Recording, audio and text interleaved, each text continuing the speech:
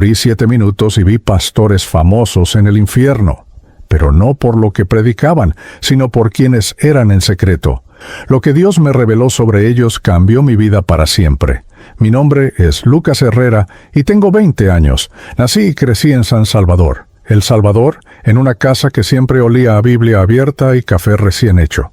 Mi padre, el pastor Roberto Herrera, lleva más de 25 años predicando el Evangelio en la Iglesia Central Pentecostés del barrio de Soyapango. Todos en la congregación me conocían como el Hijo del Pastor, ese título que llevaba como una cadena invisible alrededor del cuello desde que tenía memoria.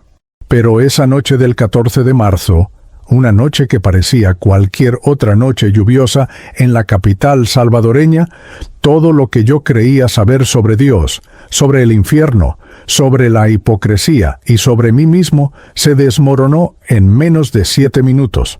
Eran las 11:40 de la noche cuando salí de la casa de mi amigo Javier en la colonia Escalón.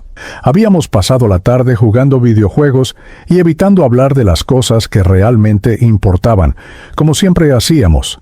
Afuera, la lluvia caía con esa intensidad tropical que convierte las calles de San Salvador en ríos oscuros y peligrosos. Mi moto, una Yamaha negra que había comprado con mis propios ahorros trabajando en una tienda de repuestos, estaba estacionada bajo un árbol de mango que apenas la protegía del aguacero. Recuerdo haber pensado que debía esperar a que la lluvia disminuyera, pero la rebeldía que había cultivado durante años me empujó a ignorar esa voz de prudencia. Quería llegar a casa antes de la medianoche.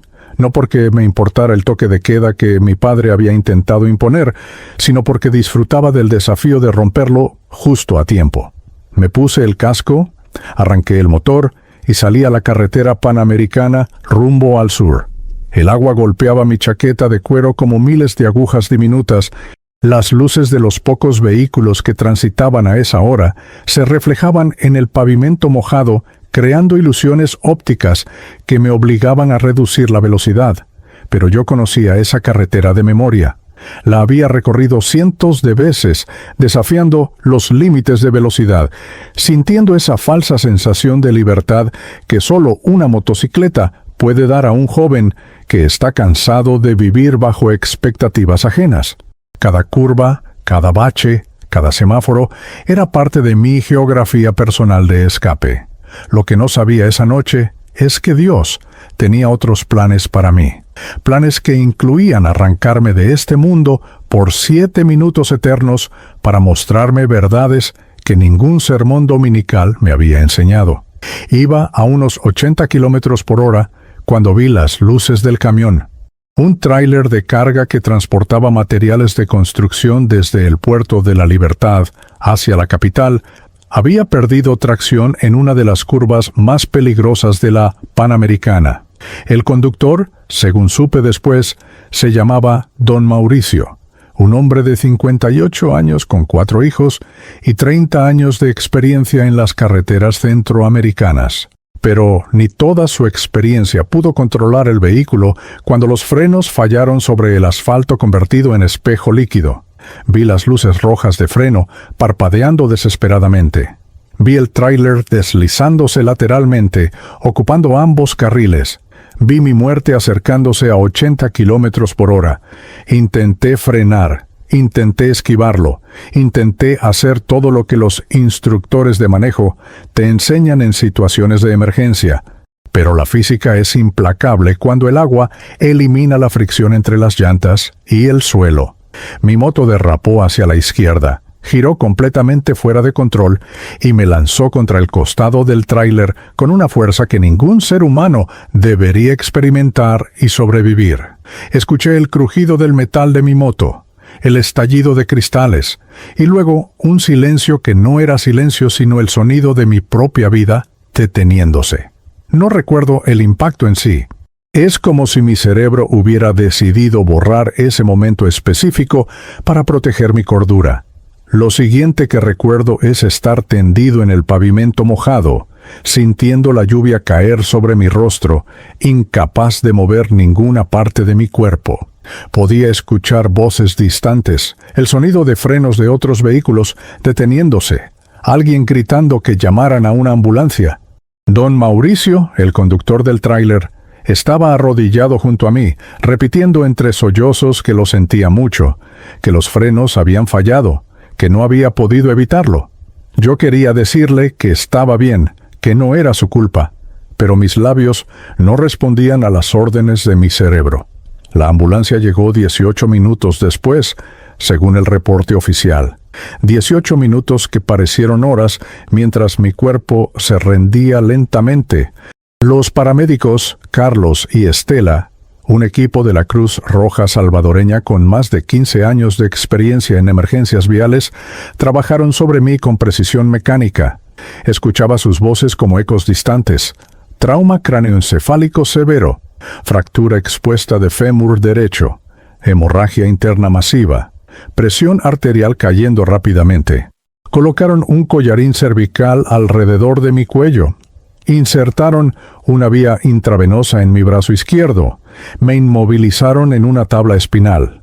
Todo el protocolo diseñado para mantener viva a una persona que ya estaba cruzando el umbral hacia el otro lado. El trayecto hacia el Hospital General de San Salvador fue de 23 minutos, que mi memoria registra como fragmentos desconectados, las luces del techo de la ambulancia parpadeando, la voz de Estela comunicándose por radio con el hospital, preparándolos para recibir un paciente crítico, Carlos presionando gasas sobre heridas que yo no podía ver, pero podía sentir como fuegos ardiendo bajo mi piel. Y en algún momento de ese viaje, llamaron a mi padre. Pastor Herrera, su hijo Lucas, ha tenido un accidente grave. Necesitamos que venga al Hospital General inmediatamente. Llegamos a emergencias a las 12:32 de la madrugada. Me recibió un equipo liderado por la doctora Patricia Campos, una traumatóloga de 43 años que había tratado cientos de casos como el mío durante los años de violencia en El Salvador.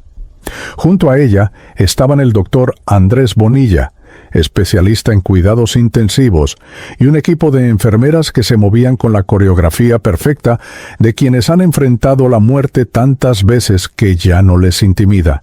Me trasladaron a la sala de trauma 1, una habitación iluminada con luz fluorescente blanca que convertía todo en una escena casi irreal.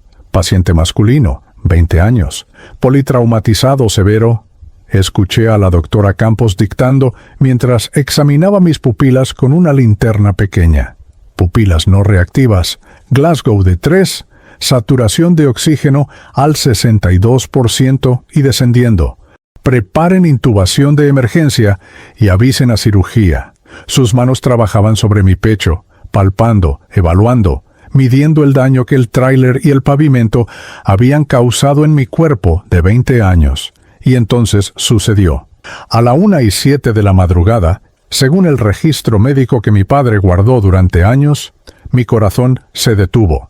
El monitor que registraba mis signos vitales emitió ese sonido continuo que todos reconocemos de las películas, pero que en la vida real tiene un peso completamente diferente.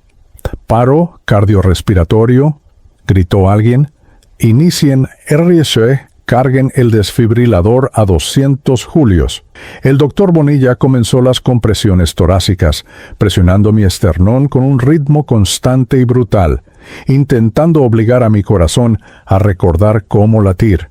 1, 2, 3, 4, 5. 30 compresiones seguidas de 2 ventilaciones con el resucitador manual. El ciclo se repitió una y otra vez mientras el reloj marcaba los minutos. 1 minuto, 2 minutos, 3 minutos sin pulso. Mi padre llegó al hospital corriendo bajo la lluvia, empapado, con los ojos llenos de un terror que ningún padre debería conocer. Las enfermeras le impidieron entrar a la sala de trauma, pero él se quedó del otro lado de la puerta de vidrio, mirando cómo intentaban devolverme a la vida. 4 minutos, 5 minutos. «Carguen a 300», ordenó la doctora Campos. Las paletas del desfibrilador se presionaron contra mi pecho desnudo. Todos atrás. Mi cuerpo se arqueó con la descarga eléctrica. El monitor seguía mostrando esa línea plana y despiadada. 6 minutos, 7 minutos. En ese séptimo minuto, mientras el equipo médico continuaba luchando contra la estadística que dice que después de 6 minutos sin oxígeno, el cerebro comienza a morir irreversiblemente, yo ya no estaba en esa sala de emergencias.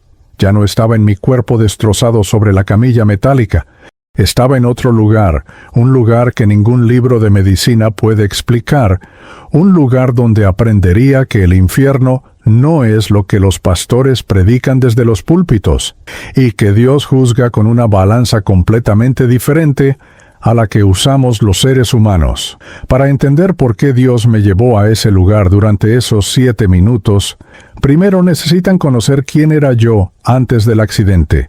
No el Lucas que la congregación veía los domingos por la mañana, sentado en la tercera fila, con mi Biblia subrayada y mi camisa planchada, sino el Lucas real, el que se escondía detrás de una máscara tan elaborada que ni yo mismo sabía dónde terminaba la actuación y dónde comenzaba mi verdadero yo.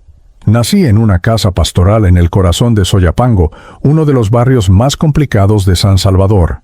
Mi padre, Roberto Herrera, fundó la Iglesia Central Pentecostés cuando yo tenía apenas 2 años, en un local alquilado que antes había sido una tienda de repuestos de autos.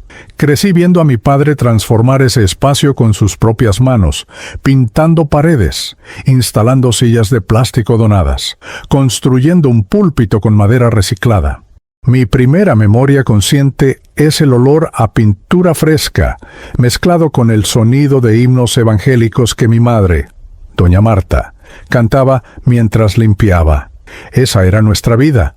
Construir el reino de Dios con lo poco que teníamos, confiando en que la provisión divina llegaría cada mes para pagar la renta y poner comida en nuestra mesa. Mi padre es un hombre de estatura media, complexión robusta, con manos encallecidas de años trabajando en construcción, antes de dedicarse completamente al ministerio. Tiene esa voz profunda y autoritaria que llena cualquier espacio cuando predica, pero que también podía volverse suave como un susurro cuando oraba con los enfermos en sus casas. Durante toda mi infancia, él fue mi héroe incuestionable. Lo veía levantarse a las 5 de la mañana para orar, lo veía estudiar la Biblia en la mesa de la cocina, bajo la luz amarillenta de un foco colgante. Lo veía llorar de rodillas, intercediendo por las familias de la congregación. Para mí, a los 7, 8, 9 años, mi padre era la representación física de lo que significaba ser un hombre de Dios, pero crecer como hijo de pastor en una comunidad evangélica latinoamericana es cargar con un peso que pocos entienden. Desde pequeño, cada uno de mis movimientos era observado, analizado, juzgado. Mira cómo se comporta el hijo del pastor, decían las hermanas de la iglesia cuando yo corría en el patio después del culto. Ese niño va a ser un gran hombre de Dios algún día. Profetizaban los ancianos cuando me veían memorizando versículos bíblicos en la escuela dominical. No era Lucas, el niño que quería jugar fútbol en las calles como mis vecinos. Era el hijo del pastor, una extensión del ministerio de mi padre, un símbolo viviente de que las familias cristianas eran diferentes, mejores, más bendecidas que las demás. Mi madre, Marta, es una mujer menuda con ojos almendrados que siempre parecen estar calculando cómo estirar el presupuesto familiar para que alcance una semana más. Ella creció en una familia católica tradicional en Sonsonate y su conversión al Evangelio a los 19 años causó un cisma familiar que nunca sanó completamente. Mi abuela materna, doña Socorro, hasta el día de hoy se persigna cuando escucha que mi madre ya no reza el rosario. Esa tensión entre tradiciones, entre catolicismo y protestantismo, entre lo viejo y lo nuevo, marcó profundamente la identidad de mi madre. Ella se convirtió en la esposa pastoral perfecta. Dirigía el ministerio de damas, organizaba las vigilias de oración, preparaba las comidas para los eventos especiales de la iglesia y nunca, jamás, cuestionaba públicamente ninguna decisión de mi padre. Pero en privado, yo la escuchaba llorar en su habitación algunas noches. La escuchaba preocuparse por las cuentas que no alcanzaban, por los diezmos que no llegaban, por el carro viejo que se descomponía cada 2 meses, por mi educación que dependía de una beca escolar que podía perderse en cualquier momento. Mi madre vivía en un estado constante de ansiedad económica disfrazada de fe. Dios proveerá, decía con una sonrisa tensa cuando el dinero del mes se terminaba antes del día 20. Y Dios proveía, claro, siempre en el último minuto, siempre justo lo suficiente para sobrevivir, pero nunca lo bastante para respirar tranquilos. Yo crecí en esa contradicción. Predicábamos prosperidad espiritual mientras contábamos monedas para comprar tortillas. Cantábamos sobre victoria en Cristo mientras mi padre trabajaba turnos dobles en construcción para sostener el ministerio. Orábamos por los enfermos en la iglesia mientras mi madre escondía sus propias migrañas crónicas, porque los pastores no se enferman, tienen que ser fuertes para el rebaño. Esa disonancia entre lo que decíamos y lo que vivíamos comenzó a crear grietas en mi fe desde muy temprano. La escuela fue mi primer refugio. Estudiaba en el Instituto Nacional General Francisco Menéndez, una escuela pública grande y ruidosa donde podía ser simplemente Lucas, no el hijo del pastor. Ahí hice amigos como Javier Morales, un tipo flaco y sarcástico, cuyo padre había emigrado a Estados Unidos cuando él tenía 8 años y nunca regresó. Javier vivía con su madre, doña Carmen, una mujer agotada que trabajaba limpiando casas en las colonias ricas de San Salvador. Con Javier descubrí que había otras formas de vivir, otras familias con otros problemas, otras ausencias que no tenían nada que ver con estar ocupado haciendo la obra de Dios. También conocí a Gabriela Ramos, una chica de ojos verdes y sonrisa torcida que se sentaba detrás de mí en la clase de literatura. Gabriela tenía tatuajes discretos en las muñecas que sus padres no sabían que existían.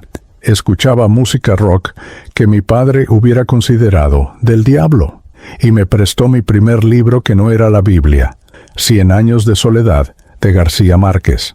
Leer ese libro fue como abrir una puerta hacia un universo donde la espiritualidad podía existir fuera de los himnos pentecostales y los sermones de 3 puntos. Me fascinó y me aterró al mismo tiempo. Cuando cumplí 15 años, mi padre me dio la oportunidad que todo hijo de pastor recibe eventualmente: predicar mi primer sermón. Pasé 2 semanas preparándome, memorizando cada palabra, practicando frente al espejo de mi habitación. El domingo llegó y subí al púlpito con las manos temblando y la voz quebrada. Prediqué sobre el hijo pródigo, porque era la historia que mejor conocía. Hablé sobre el hijo que se rebela, que desperdicia la herencia, que termina comiendo con los cerdos. Hablé sobre el padre amoroso que espera su regreso. La congregación lloró, gritó, amén. Levantó las manos. Mi padre me abrazó después del servicio con lágrimas en los ojos. Dios te ha llamado al ministerio, hijo, me susurró. Vas a ser un gran predicador. Pero yo sabía la verdad. Sabía que había elegido esa parábola no porque me identificara con el arrepentimiento del hijo pródigo, sino porque me identificaba con su deseo de escapar. Quería mi herencia. Quería irme lejos. Quería descubrir quién era yo sin la sombra del púlpito siguiéndome a todas partes. Pero no podía decir eso en voz alta. No podía decepcionar a mi padre, a mi madre, a las 200 personas que ahora me veían como el próximo pastor Herrera. Así que empecé a vivir una doble vida. Los domingos era el joven consagrado que dirigía el grupo de jóvenes, que tocaba guitarra en el equipo de alabanza, que memorizaba versículos para impresionar a los ancianos. Pero entre semana era otro Lucas.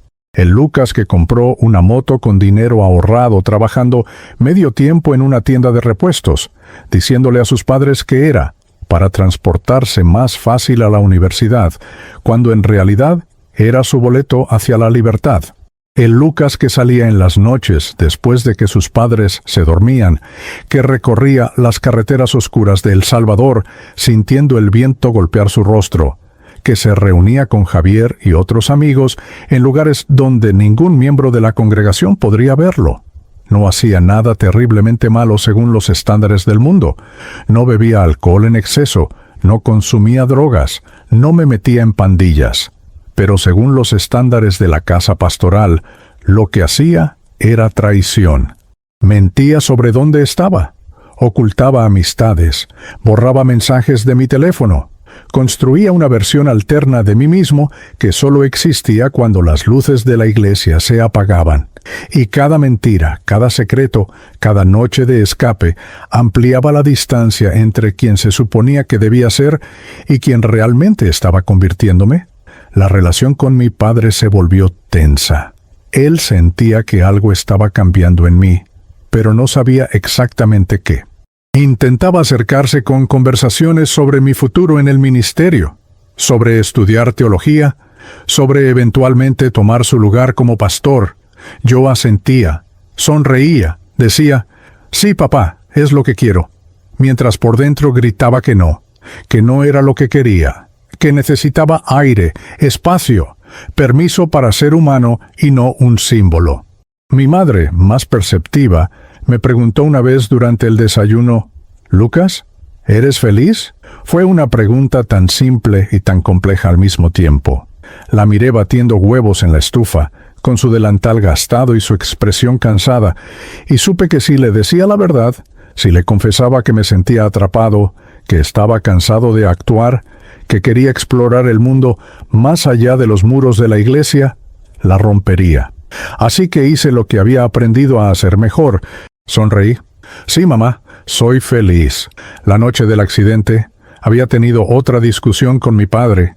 Él había encontrado en mi mochila un libro de filosofía que me había prestado Gabriela, algo sobre existencialismo y la búsqueda de significado. «¿Qué es esto?», me preguntó con esa voz que usaba cuando estaba decepcionado, pero intentaba no explotar. «¿Por qué estás llenando tu mente con basura secular cuando tienes la palabra de Dios?». Intenté explicarle que leer filosofía no me alejaba de Dios, que tenía preguntas legítimas sobre la fe, sobre la existencia, sobre el propósito, pero para él, cuestionar era sinónimo de apostatar. La conversación terminó con él diciéndome que orara por discernimiento, y yo saliendo de la casa con la moto, buscando en la carretera lo que no podía encontrar en el hogar. Ahora, tendido en esa camilla del Hospital General con mi corazón detenido, entiendo que toda esa rebelión, toda esa búsqueda desesperada de identidad, era exactamente lo que me preparaba para lo que estaba a punto de ver, porque Dios no me mostró el infierno para asustarme. Me mostró el infierno para revelarme que todos, absolutamente todos, llevamos máscaras, y que el juicio divino no se trata de cuántos versículos memorizaste o cuántos sermones predicaste, sino de quién eres realmente cuando nadie está mirando. El momento exacto de la transición es imposible de describir con palabras humanas. No fue como despertar de un sueño. No fue como abrir los ojos después de desmayarse. Fue más bien como si alguien hubiera cambiado el canal de la realidad sin previo aviso, sin fundido a negro, sin transición suave. Un segundo estaba en la sala de emergencias escuchando los gritos desesperados del equipo médico, el sonido continuo del monitor cardíaco, las manos del doctor Bonilla comprimiendo mi pecho. Al siguiente segundo estaba de pie, completamente consciente, en un lugar que no debería existir. Lo primero que noté fue el silencio. No era la ausencia de sonido, sino algo mucho más profundo y perturbador. Era como si el concepto mismo del ruido hubiera sido extraído de la existencia. Mis oídos funcionaban perfectamente. Podía escuchar mi propia respiración acelerada, pero había una calidad de vacío en el aire que me hizo sentir como si estuviera dentro de una cámara anecoica gigantesca. Uno de esos cuartos donde el silencio es tan absoluto que puedes escuchar la sangre corriendo por tus venas. Miré hacia abajo y vi que estaba vestido con la misma ropa que llevaba la noche del accidente. Jeans oscuros, camiseta gris, chaqueta de cuero. Pero estaban completamente intactas, sin manchas de sangre, sin rasgaduras del impacto. Toqué mi pierna derecha, la que según había escuchado a los doctores, tenía una fractura expuesta de fémur, y no sentí dolor alguno. Pasé mis manos por mi cabeza buscando las heridas del trauma cráneoencefálico. Nada. Mi cuerpo estaba completo, funcional, como si el accidente jamás hubiera ocurrido. Entonces levanté la vista y vi dónde estaba. El paisaje que se extendía frente a mí desafiaba toda lógica geográfica. Era un valle extenso, pero no como los valles que había visto en las montañas de El Salvador o en las imágenes de geografía en la escuela. Este valle parecía existir en múltiples dimensiones al mismo tiempo. El suelo bajo mis pies era sólido, parecía tierra compactada, pero tenía una textura extraña, como si estuviera caminando sobre algo que era simultáneamente piedra y ceniza. El color era difícil de describir, algo entre gris oscuro y café quemado, con vetas que brillaban tenuemente con un resplandor rojizo, como brasas moribundas. La niebla era lo que dominaba todo el escenario. No era niebla común como la que a veces cubre San Salvador en las mañanas de diciembre. Esta niebla tenía densidad, presencia, casi personalidad. Se movía de formas que el viento no podría explicar, formando espirales y patrones geométricos imposibles, separándose y uniéndose como si fuera un organismo vivo. Era de un color gris plateado con toques de azul pálido y brillaba con luz propia, aunque no había ninguna fuente de iluminación visible. No había sol, no había luna, no había estrellas, solo esta niebla luminiscente que lo cubría todo excepto lo que más me perturbó: los espejos. Había miles de ellos, quizás millones, extendiéndose hasta donde mi vista alcanzaba. No estaban colgados en paredes porque no había paredes.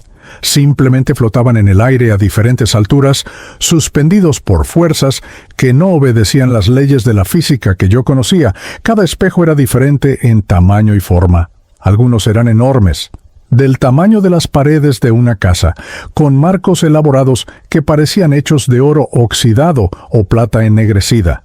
Otros eran pequeños, no más grandes que un espejo de mano, con marcos simples o sin marco alguno. Pero todos, absolutamente todos, estaban rotos. Las grietas en los espejos seguían patrones únicos. Algunos tenían una sola fisura diagonal que los partía casi perfectamente por la mitad. Otros estaban completamente destrozados, con cientos de fragmentos que de alguna manera se mantenían unidos, formando un mosaico caótico. Las grietas brillaban con luz propia, un resplandor dorado pálido que pulsaba suavemente como si respirara. Cuando me acerqué al espejo más cercano, pude ver que las grietas no eran superficiales, eran profundas, abismos infinitos que penetraban hacia dimensiones que mi mente no podía comprender completamente. Di un paso hacia ese primer espejo y lo que vi me detuvo en seco. En la superficie reflejada no estaba yo, o más precisamente, no solo yo. El espejo mostraba a dos personas simultáneamente, ocupando el mismo espacio, pero de alguna manera visibles al mismo tiempo. Era como ver una doble exposición fotográfica, pero mucho más nítida, más intencional. Las dos figuras en el espejo se movían independientemente, hacían cosas diferentes, tenían expresiones faciales distintas. Una versión sonreía mientras la otra lloraba. Una levantaba las manos en adoración, mientras la otra permanecía con los brazos cruzados. Una vestía ropa limpia y presentable, mientras la otra tenía las ropas sucias y rasgadas. Me tomó varios segundos comprender lo que estaba viendo. No eran dos personas diferentes, era la misma persona mostrada en dos versiones de sí misma. La versión pública y la versión privada, la máscara y el rostro real debajo de ella. El yo que mostramos al mundo y el yo que escondemos en las sombras. Y la grieta que partía el espejo en dos era exactamente la distancia entre esas dos versiones, la medida precisa de la hipocresía, de la disonancia entre lo que aparentamos ser y lo que realmente somos. Retrocedí instintivamente, sintiendo un escalofrío recorrer mi espalda. No quería verme en ese espejo.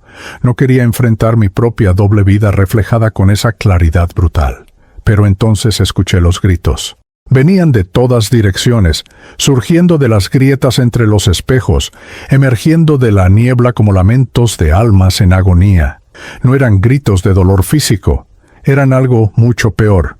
Eran gritos de reconocimiento, de confrontación forzada con la verdad, de almas que finalmente veían con claridad quiénes habían sido realmente durante sus vidas terrenales. ¿No puede ser? Escuchaba voces masculinas y femeninas clamando en español con acentos de toda Latinoamérica. «Yo prediqué tu palabra», gritaba alguien con acento mexicano. «Ayudé a los pobres», sollozaban una voz femenina con entonación colombiana. «Pastoreé tu rebaño», gemía alguien que sonaba peruano. Pero todas esas voces tenían algo en común, un tono de desesperación absoluta, de súplica sin esperanza, de personas que habían creído una cosa sobre sí mismas durante toda su vida, y ahora enfrentaban una realidad completamente diferente. Comencé a caminar, no porque tuviera un destino específico en mente, sino porque quedarme inmóvil en ese lugar se sentía como rendirse a una locura que amenazaba con consumirme. Mis pasos resonaban de forma extraña en el suelo, produciendo ecos que no debían existir en un espacio abierto. La niebla se apartaba ligeramente a mi paso, como si me temiera o respetara mi presencia, creando un camino estrecho entre los espejos flotantes. Mientras avanzaba, no podía evitar mirar los reflejos en los espejos que pasaba. Cada uno mostraba a diferentes personas en sus versiones duales. Vi a un hombre de traje elegante cuyo reflejo alterno mostraba a alguien contando fajos de dinero mientras su familia lloraba de hambre. Vi a una mujer vestida con ropas de adoración cuyo otro reflejo la mostraba susurrando chismes venenosos por teléfono. Vi a un joven predicador alzando una Biblia, mientras su reflejo alterno lo mostraba mirando pornografía en una pantalla de computadora. Cada espejo era un testimonio silencioso de la distancia entre apariencia y realidad, entre reputación y carácter. El camino entre los espejos era angosto, obligándome a caminar casi en línea recta. A veces las superficies reflejantes estaban tan cerca que podía extender mis brazos y tocar dos espejos simultáneamente. Cada vez que lo hacía, sentía una descarga eléctrica suave, pero perturbadora, como si los espejos estuvieran intentando mostrarme algo, revelarme alguna verdad que yo aún no estaba listo para comprender. Las grietas en ellos parecían profundizarse. Cuando los tocaba, los abismos dorados expandiéndose momentáneamente antes de volver a su estado anterior. La niebla se hacía más densa mientras avanzaba, pero paradójicamente podía ver con más claridad. Era como si mis ojos estuvieran ajustándose a una nueva frecuencia de luz, una que existía más allá del espectro visible normal. Comencé a notar detalles que antes no había percibido. En la niebla había formas, siluetas de personas caminando en círculos interminables, atrapadas en patrones de movimiento que repetían una y otra vez. Algunas intentaban alcanzar los espejos, pero sus manos atravesaban las superficies sin poder tocarlas. Otras simplemente vagaban sin rumbo, con expresiones de confusión absoluta en sus rostros translúcidos. Entonces, vi algo que me heló la sangre. En uno de los espejos más grandes, reconocí el rostro de alguien que conocía. Era el pastor Domingo Valenzuela, uno de los predicadores evangélicos más famosos de Centroamérica. Había visto sus programas de televisión, había escuchado sus sermones en la radio, incluso había asistido a una de sus cruzadas evangelísticas masivas en el Estadio Cuscatlán cuando tenía 17 años. Mi padre lo admiraba profundamente. Tenía todos sus libros, citaba sus enseñanzas regularmente. Pero el pastor Valenzuela que vi en ese espejo no era el hombre carismático y sonriente de los programas de televisión. El reflejo mostraba dos versiones de él, con una grieta masiva separándolas. En un lado del espejo estaba el predicador público. Brazos alzados, rostro radiante, multitudes adorándolo, cámaras capturando cada gesto.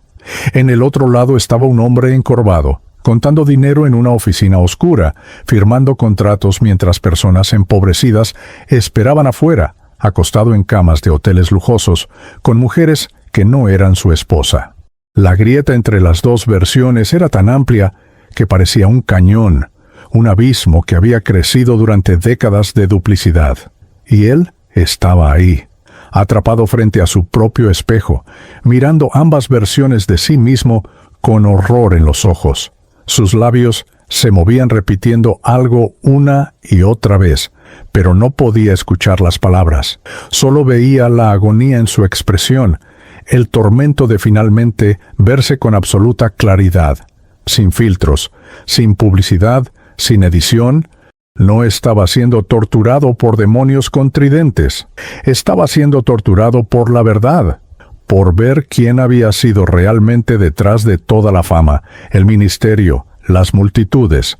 Seguí caminando y vi más espejos con más rostros famosos del mundo evangélico latinoamericano. Reconocí a una cantante cristiana popular cuyo reflejo alterno mostraba adicción a pastillas y peleas violentas con su familia. Vi a un escritor de libros de autoayuda cristiana cuyo otro reflejo lo mostraba despreciando a su propia congregación, burlándose de ellos en privado. Vi a un líder de jóvenes internacional cuyo reflejo secreto revelaba mensajes inapropiados con menores de edad, manipulación emocional, abuso de poder. Pero lo que más me impactó no fue la revelación de sus pecados, fue la naturaleza de su tormento. Ninguno de ellos estaba siendo castigado por lo que habían predicado. Las doctrinas que enseñaron, los sermones que dieron, incluso los milagros que pudieron haber sido genuinos, nada de eso era la fuente de su agonía. Su sufrimiento venía completamente de la distancia entre sus dos versiones, del abismo que habían cavado entre lo que aparentaban ser y lo que realmente eran. El infierno que experimentaban era el infierno de la verdad ineludible, de estar atrapados eternamente frente a su propia hipocresía, sin posibilidad de escape, excusa o racionalización. Entendí entonces algo que ningún sermón me había enseñado. Dios no juzga nuestras palabras, juzga nuestros corazones. No evalúa cuántas veces predicamos o cuántas personas convertimos. Mide la distancia entre quienes decimos ser y quienes realmente somos cuando nadie nos mira. Y ese valle de espejos rotos era la representación perfecta de ese juicio. Seguí caminando por ese sendero estrecho entre los espejos rotos, pero ya no era el mismo Lucas que había entrado a este valle.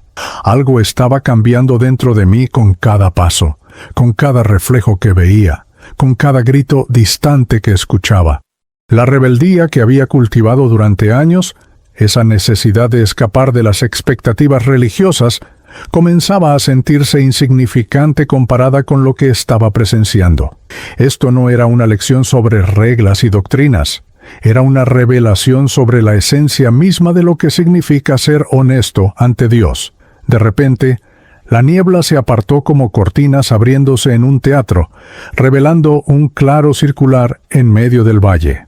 Era un espacio más amplio, quizás del tamaño de una cancha de fútbol, donde docenas de espejos formaban algo parecido a un anfiteatro. Cada espejo era más grande que los que había visto antes, y cada uno contenía a una persona específica. No eran sombras ni siluetas, eran personas reales, con cuerpos sólidos, atrapadas en una especie de prisión transparente frente a sus propias versiones duales. Me acerqué con cautela al primer espejo y reconocí inmediatamente al hombre que estaba frente a él. Era el pastor Samuel Ortega, conocido en toda Latinoamérica como el apóstol de la prosperidad. Había construido un imperio ministerial desde Guatemala que se extendía por todo el continente.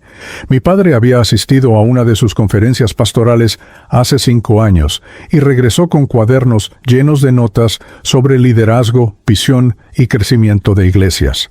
En la televisión, el pastor Ortega siempre aparecía impecablemente vestido con trajes italianos, conduciendo vehículos de lujo, predicando desde plataformas tecnológicamente avanzadas con pantallas gigantes y efectos de producción que rivalizaban con cualquier show secular.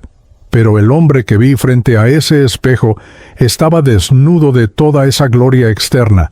Llevaba ropa simple, común, y su rostro mostraba una agonía que ninguna cámara había capturado jamás. El espejo frente a él estaba partido por una grieta tan profunda que parecía un abismo.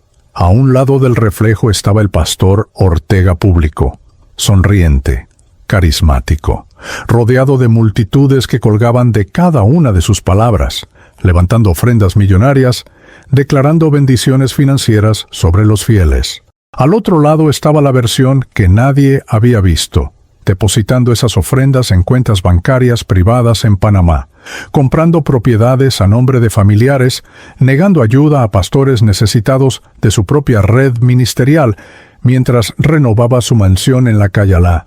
Lo que más me perturbó fue escucharlo hablar. Sus labios se movían constantemente, y ahora podía oír sus palabras con claridad cristalina. «Pero yo prediqué tu palabra», repetía con voz quebrada. «Llevé a miles al Evangelio. Construí iglesias, sané enfermos en tu nombre». No estaba hablando conmigo. Estaba hablando hacia arriba, hacia algún lugar más allá de la niebla, suplicando, justificándose.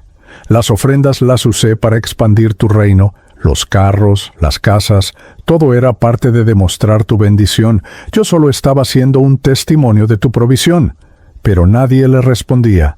Solo el silencio pesado del valle y el brillo constante de la grieta en su espejo, recordándole la distancia entre lo que había proclamado y lo que había vivido. No estaba siendo castigado por predicar prosperidad. Estaba siendo confrontado por haber usado esa doctrina para justificar su propia codicia, por haber convertido el Evangelio en un negocio lucrativo, mientras le decía a la gente que estaba sirviendo al Señor. Me moví hacia el siguiente espejo y vi a la pastora Carolina Mendoza, la líder de adoración más influyente de México. Había escuchado sus canciones incontables veces en la radio cristiana. Había visto sus videos musicales con millones de reproducciones. Había presenciado cómo multitudes lloraban durante sus conciertos de adoración. Mi madre tenía todos sus álbumes y los ponía durante las limpiezas de la casa, declarando que la unción en esa mujer es poderosa. Carolina Mendoza era el ejemplo perfecto de lo que significaba ser una sierva consagrada.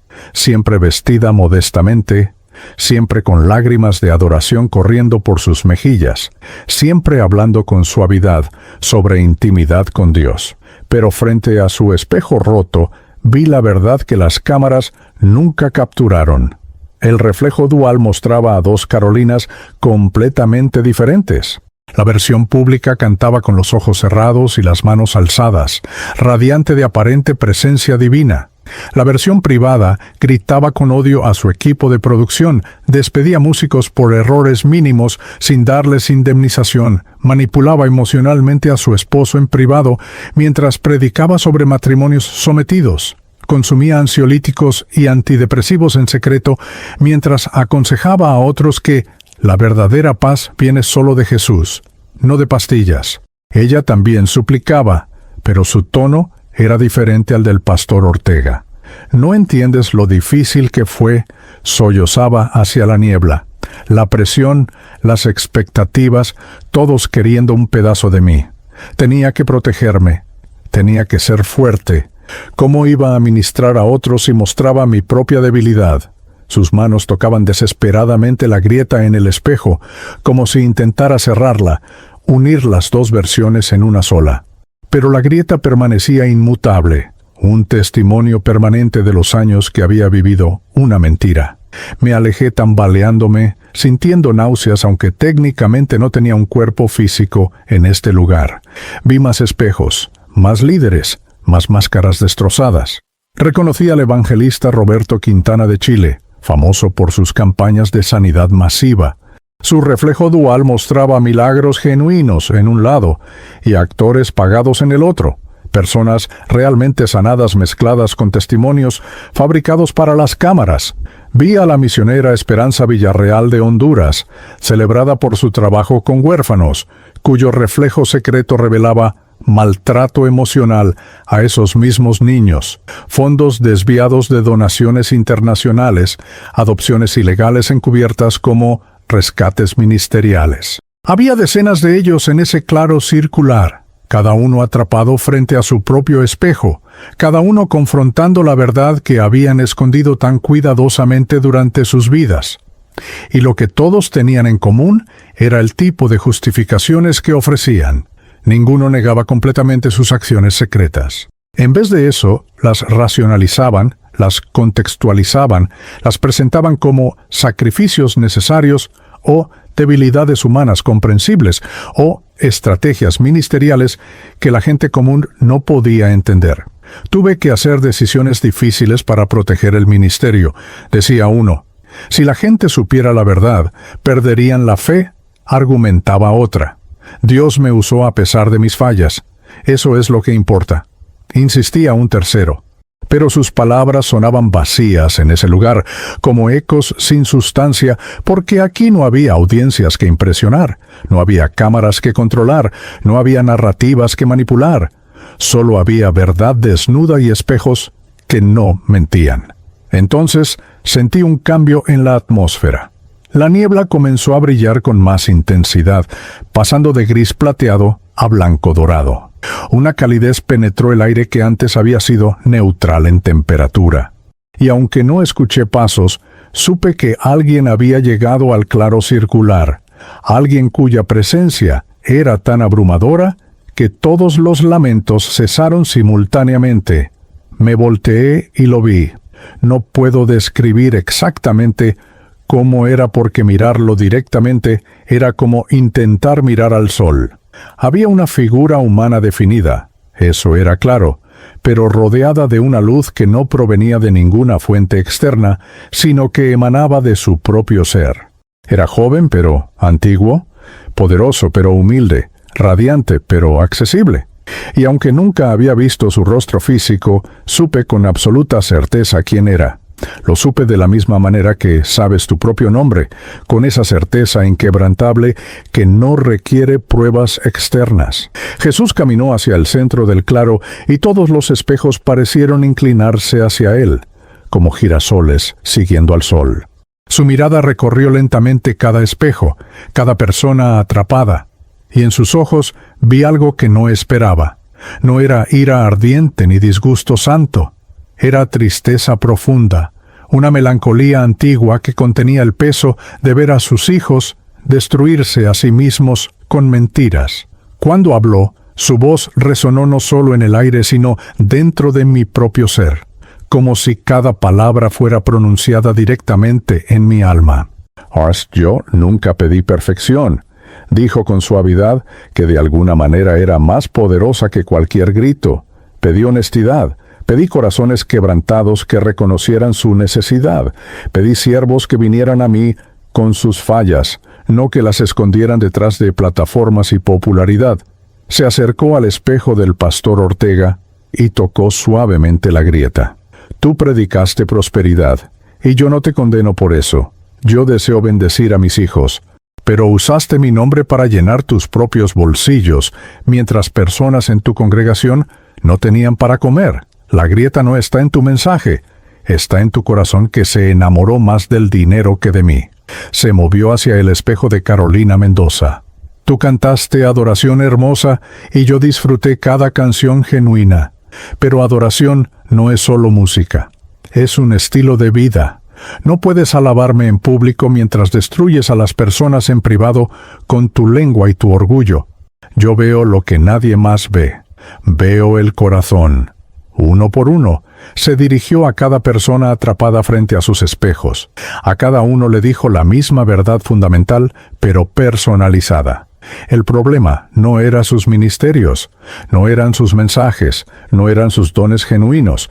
El problema era la distancia entre lo que proclamaban y cómo vivían, entre la versión pública cuidadosamente construida y la realidad privada que escondían celosamente. El juicio no es por lo que predicaron. Su voz llenó todo el valle. Es por quienes fueron cuando las cámaras se apagaban, por cómo trataron a sus familias, por qué hicieron con el poder que les di, por si buscaron mi rostro o buscaron su propia gloria. Yo di dones incluso a personas imperfectas, porque todos son imperfectos. Pero el don no es una licencia para la hipocresía. Entonces me miró directamente y sentí como si todo mi ser fuera transparente ante esos ojos. Olomouc Lucas Herrera. Pronunció mi nombre y fue como escuchar música. Hijo de Roberto y Marta, el rebelde que odiaba las máscaras pero llevaba la suya propia. Te traje aquí no para asustarte, sino para mostrarte que todos, absolutamente todos, tienen esa grieta. La pregunta no es si tienes dos versiones de ti mismo. La pregunta es, ¿estás dispuesto a cerrar esa distancia? Cuando Jesús terminó de hablarme, extendió su mano hacia mí. No era una invitación opcional. Era un comando silencioso que mi alma reconoció instintivamente. Tomé su mano y en el instante en que nuestras palmas se tocaron, sentí algo que jamás había experimentado. No era solo calor físico. Era como si cada mentira que había dicho, cada máscara que había usado, cada momento de hipocresía en mi corta vida de 20 años, estuviera siendo expuesto bajo una luz que no condenaba, sino que purificaba. Dolía no con dolor físico, sino con el dolor profundo de ver tu propia verdad sin filtros. Lucas, su voz era suave pero penetrante. Te he dado una segunda oportunidad no porque fueras perfecto, sino porque tu corazón, a pesar de toda tu rebelión, todavía buscaba autenticidad. Regresarás, les contarás lo que viste aquí. Pero recuerda esto. El mensaje no es que estos líderes están en el infierno y tú fuiste salvado. El mensaje es que todos llevamos grietas entre lo que aparentamos y lo que somos, y yo ofrezco la única manera de cerrar esas grietas: honestidad radical ante mí, arrepentimiento genuino y una vida donde el público y el privado sean la misma persona. Entonces todo se volvió blanco, no gradualmente, sino instantáneamente. El valle desapareció, los espejos se desvanecieron, la niebla se evaporó. Y de repente, mi pecho explotó con un dolor tan intenso que habría gritado si hubiera podido. Sentí como si 1000 voltios de electricidad atravesaran mi cuerpo simultáneamente. Mis pulmones se expandieron violentamente, succionando aire con desesperación. Mis ojos se abrieron de golpe bajo las luces cegadoras de la sala de emergencias. «¡Tenemos pulso!», escuché la voz triunfante del Dr. Bonilla. Ritmo sinusal restaurado. Frecuencia cardíaca subiendo. 62, 68, 74. El monitor que había emitido ese tono continuo y mortal ahora producía bips regulares, ese sonido hermoso que significa vida. Las manos que habían estado comprimiendo mi pecho por 7 minutos interminables, finalmente se detuvieron. Alguien lloró de alivio. Creo que fue una de las enfermeras. La doctora Campos se inclinó sobre mí, iluminando mis pupilas con su linterna. «Lucas, ¿me escuchas? Parpadea si me entiendes». Parpadeé. Quise hablar, pero tenía un tubo de intubación en mi garganta, forzando aire hacia mis pulmones. «Tranquilo, no intentes hablar. Estás en el Hospital General. Tuviste un accidente. Tu corazón se detuvo, pero regresaste. Es un milagro, muchacho. Un verdadero milagro». Las siguientes horas fueron un borrón de procedimientos médicos. Me trasladaron de emergencias a la unidad de cuidados intensivos. Me hicieron tomografías, resonancias magnéticas, electrocardiogramas, análisis de sangre. Cada doctor que revisaba mis resultados tenía la misma expresión de incredulidad. «¿Esto no es posible?».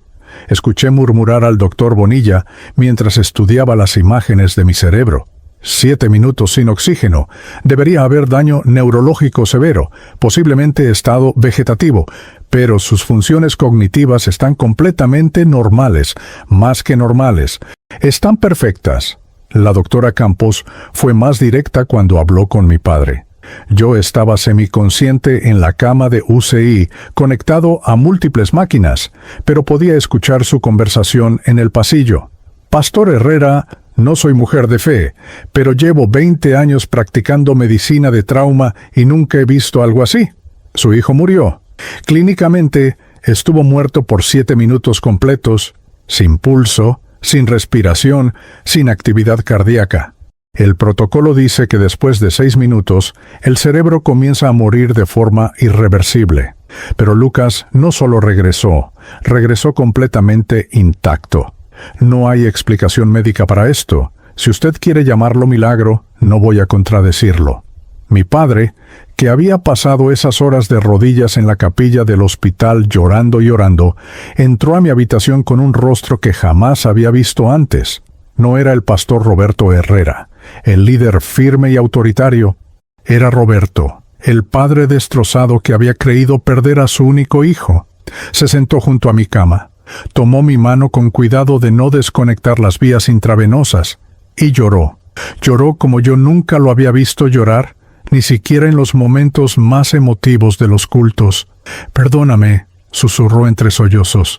«Perdóname por haberte puesto tanta presión, por haberte convertido en un símbolo del ministerio en vez de tratarte como mi hijo, por valorar más lo que la congregación pensaba de ti que lo que tú necesitabas de mí, por no ver que te estabas ahogando bajo el peso de nuestras expectativas».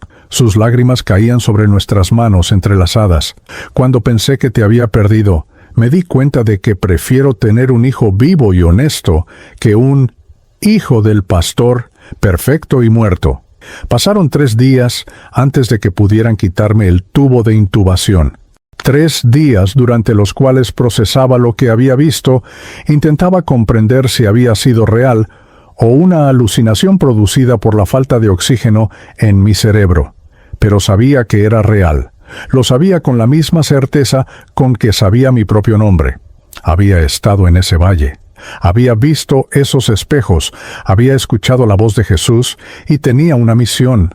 Cuando finalmente pude hablar, lo primero que hice fue pedirle a mi padre que trajera a toda la familia. Mi madre, mis abuelos, los ancianos de la iglesia, incluso algunos de los jóvenes del grupo de la congregación. Los reuní en mi habitación del hospital y les conté todo.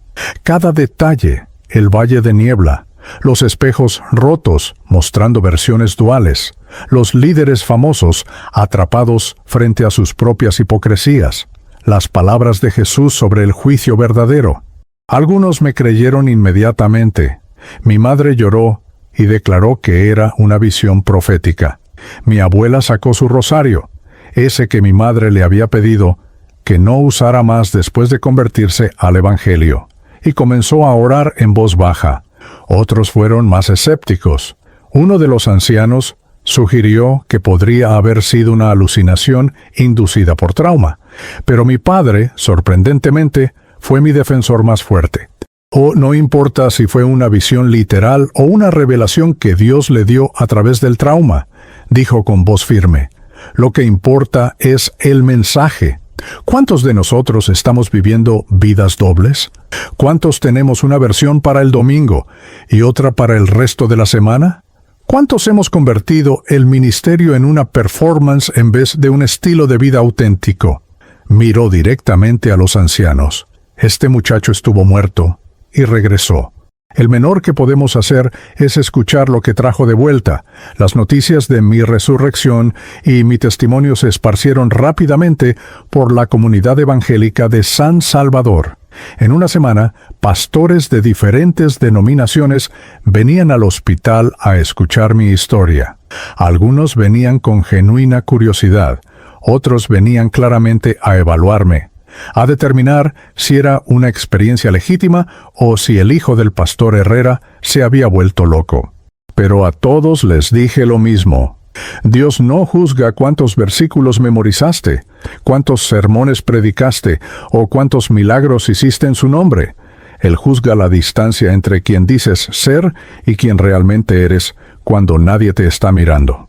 2 semanas después del accidente, cuando los doctores finalmente me dieron de alta, había perdido 15 kilos, tenía cicatrices permanentes en mi pierna derecha y mi brazo izquierdo, y caminaba con muletas, pero estaba vivo.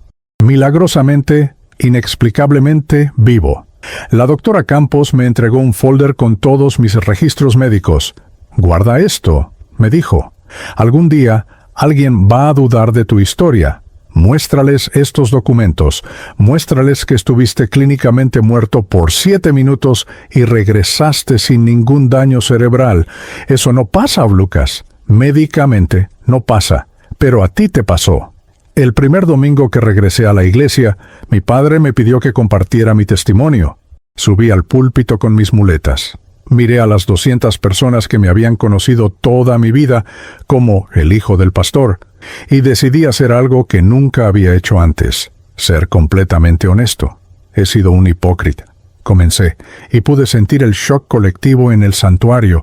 Durante años he vivido una doble vida. El Lucas que ustedes veían los domingos no era el Lucas real. Fingía piedad mientras resentía cada expectativa.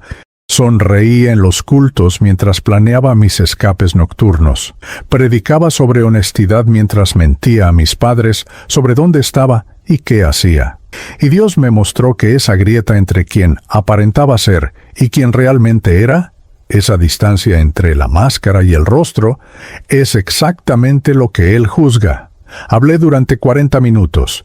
Les conté sobre el accidente, sobre los 7 minutos de muerte clínica, sobre el valle de espejos rotos. Les hablé sobre los líderes famosos que vi atrapados frente a sus propias hipocresías. Y luego les dije la verdad más importante. El mensaje no es que esos líderes están condenados y yo fui salvado. El mensaje es que todos, absolutamente todos nosotros, tenemos esas grietas. La pregunta es, ¿estamos dispuestos a cerrarlas? ¿Estamos dispuestos a vivir vidas donde el público y el privado sean la misma persona?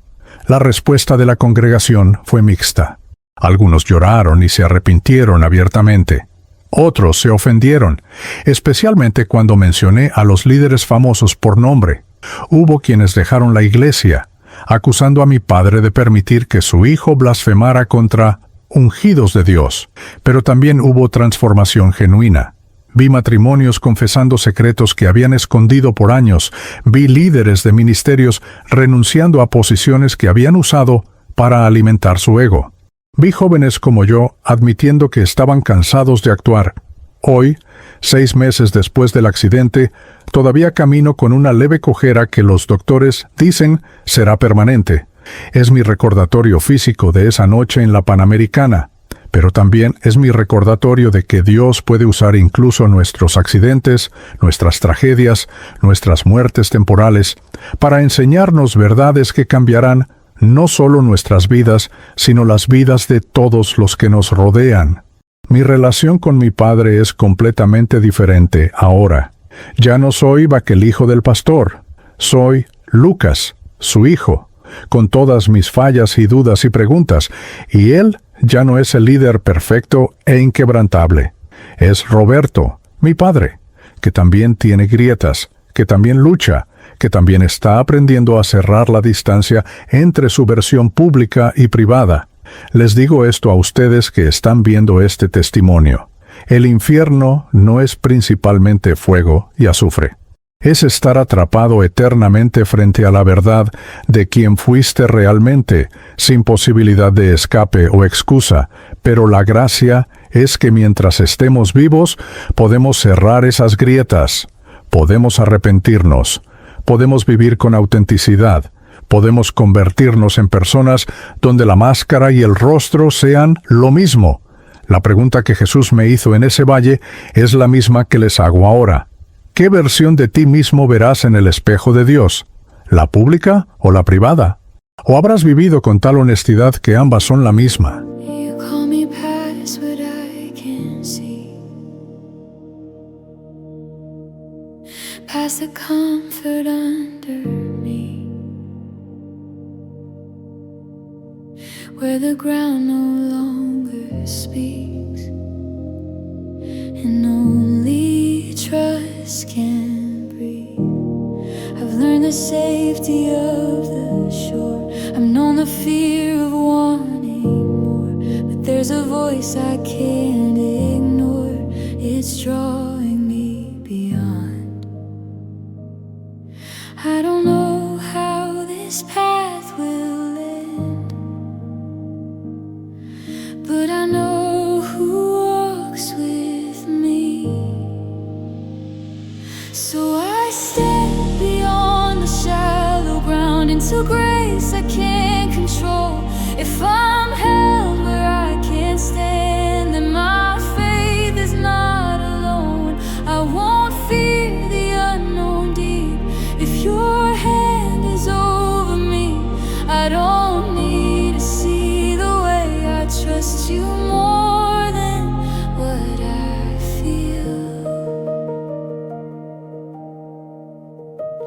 tried to measure every move, wanted proof before I choose. But you don't wait for certainty, you wait for honesty. The waves may rise, the wind may roar, my heart may tremble at the roar. But there's a peace I felt before when I stop holding on. I don't walk this water strong, I walk it because you're near. So I step beyond the shallow ground into grace I can't control. If I'm held where I can't stand, then my faith is not alone. I won't fear the unknown deep. If your hand is over me, I don't need to see the way I trust you more than what I feel. If I sink, you're still the same. If I stand, it's by your name. I don't rise by what I do, I rise because